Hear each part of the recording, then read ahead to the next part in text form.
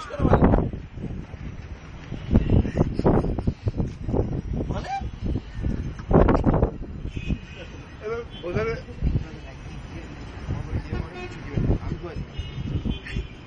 ওই সময় নিয়ম পাতে বই পাতে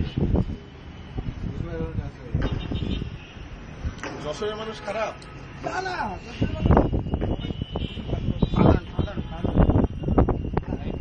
আচ্ছা হাত জোর করে এভাবে বলো সালাম করেন সালাম করেন আজকে হঠাৎ কেন আবার এই সালাম করেন